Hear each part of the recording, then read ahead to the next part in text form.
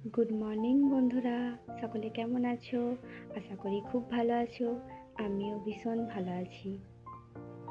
আজ রবিবার, অফিস ছুটি, তাই সকাল সকাল ঘর গোছানোর কাজে লেগে পড়েছি। ওদিকে বর ঘর সাফাই করছে। ঘর টর গুছানো হয়ে গেলে বর বলল, রেডি হও, মার্কেটে যাব। তা আমিও সেই মতো রেডি হতে লাগলাম।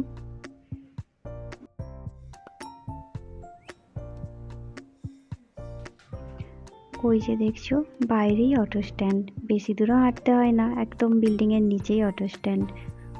অটো ধরে চলে এলাম সোজা ডিমার্ট। সময় এখন 9:40। আমরা একটু আগে ভাগেই চলে এসেছি, এখনও তো ডিমার্ট খোলেনি। ওদিকে বর একটা ছোট চায়ের দোকানে বসে গেছে চা খেতে। চা খেতে খেতে সময়টাও বেশ কেটে গেল। এদিকে ডিমার্টও খুলে গেছে। এই ডিমার্টটায় আমরা প্রথমবার এলাম। মোটামুটি গ্রসারির সব রকম আইটেমই আছে, তাই আমাদের যতটুকু প্রয়োজন ততটুকুই কিনতে লাগলাম। মুদিখানার জিনিসপাতি কেনা হয়ে গেলে চলে এলাম ফার্স্ট ফ্লোরে। দেখো বন্ধুরা, কত সুন্দর সুন্দর ড্রেস। তা আমি তো কিনিনি, আমার এখন ড্রেস আছে, প্রয়োজন নেই অতটা, তাই আর কিনলাম না। এখানে জামা কাপড় ছাড়া আরও অনেক প্রয়োজনীয় জিনিসপাতিও আছে দেখলাম। কেনাকাটা মোটামুটি কমপ্লিট, তাই চলে গেলাম বিল করতে। বিল টিল করা হয়ে গেলে ব্যাগ গুছিয়ে আবারও অটো ধরলাম। অটোওয়ালা আমাদের স্টেশন অবধি পৌঁছে দিয়েছিল, বাকিটা রাস্তা আমরা ঠিক করলাম হেঁটেই যাব। রাস্তায় প্রচণ্ড রোদ, তাই ঠিক করলাম এই গাছের ছাওয়ায় একটুখানি বসে জিরিয়ে নিই। কত সুন্দর বড় বড় গাছ, ছাওয়া, কী যে মিষ্টি লাগছে বলে বোঝাতে পারবো না। কিন্তু সময় যাচ্ছে, কি হবে, তাই আবার ব্যাগ ট্যাগ গুছিয়ে চললাম ঘরের উদ্দেশ্যে। বরের দু হাতে দুটো ব্যাগ, কতবার বললাম দাও, একটা ব্যাগ আমাকে দাও, কিছুতেই দিল না। বলছে নাকি দু হাতে নিলে ব্যালেন্সটা ঠিক থাকবে। এদিকে রাস্তার পাশে দেখো একটা খুব সুন্দর মন্দির, তবে এখনও ভগবানের প্রাণ প্রতিষ্ঠা হয়নি, তাই পুজো টুজো এখনও হয় না। তবে নবরাত্রির সময় মন্দিরের পাশে যে ফাঁকা জায়গাটা দেখছো, ওখানে প্যান্ডেল করে মায়ের পুজো করা হয়। এদিকে রাস্তায় রোদটা কীরকম দেখেছো? হাঁটতে হাঁটতে অবশেষে বিল্ডিংয়ের কাছে এসে পৌঁছেছি। ওহ, কী যে শান্তি বলে বোঝাতে পারবো না।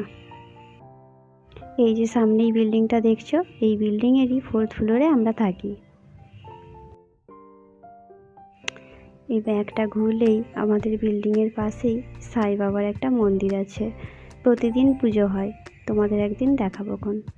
বিল্ডিংয়ের কাছে এলেও কষ্টের এখনও বাকি আছে। সিঁড়ি ভেঙে 4 তলা উঠতে হবে। বুঝতে পারছো তোমরা কতটা কষ্ট? প্রথম প্রথম খুবই কষ্ট লাগতো, তবে এখন অনেকটা অভ্যাস হয়ে গেছে।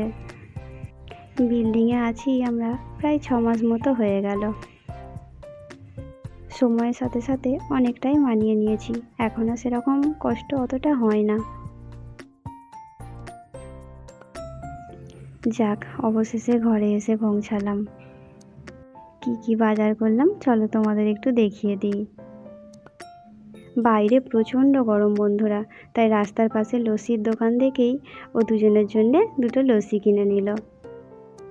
আর ডিমার্ট থেকে যা যা কিনেছি সেগুলো একে একে বের করলে তোমরা দেখতে পাবে কি কি কিনলাম।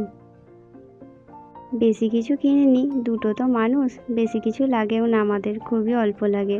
আর ওখানে এসব বড় বড় প্যাকেট, আমাদের অতটাও লাগবে না, তাই যেগুলো মোটামুটি কম কম সময়ের ওপরে পেলাম সেগুলোই নিলাম। বাকি জিনিস এই নিচের মুদিখানার দোকান থেকেই কিনে নিলাম। আসলে ডিমার্ট যাওয়া একটাই কারণে, ডিমার্টে দামটা একটু কম থাকে, কিছু ডিসকাউন্ট দেয়, কিন্তু এখানে মুদিখানাগুলোতে যা দাম ফেলা থাকে একেবারে তাই দামই নেয়, কোনো রকম ডিসকাউন্ট দেয় না। তো সেদিক থেকে দেখতে গেলে 1 কেজি বা 500 কোনো জিনিস কিছু কিনলে অনেকটাই ছাড় পাওয়া যায়। মানে ধরো ওই 1000 টাকার যদি জিনিস কিনি, সেখানে 200 টাকা মতো ছাড় পাওয়া যায়। একদিক থেকে ভালোই। গ্রাম ছেড়ে শহরে ঘর ভাড়া নিয়ে থাকি, এটুকু তো সেভ করতেই হবে, তাই না বন্ধুরা? আজ আর সবজি বাজারটা করিনি বন্ধুরা, কারণ আজ ননদ ফোন করেছিল, ওর ঘরে নিমন্ত্রণ করেছে দুপুরে খাওয়ার জন্য।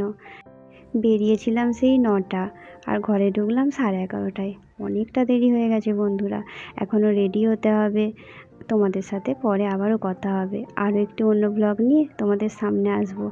আজকের ব্লগ প্রায় শেষের দিকে, তো তোমাদের বলে রাখি বন্ধুরা, এটা আমাদের প্রথম ব্লগ ছিল। তোমাদের আশীর্বাদ, ভালোবাসা আর সাপোর্ট পেলে আমরা আরও নতুন নতুন ভিডিও নিয়ে তোমাদের সামনে হাজির হব। আজকের এই ভিডিওটা যদি তোমাদের ভালো লেগে থাকে তাহলে একটা লাইক করে দিও, আর সাবস্ক্রাইব কিন্তু অবশ্যই করো। চলো বন্ধুরা, আজকের মতো টাটা, আবারও দেখা হবে।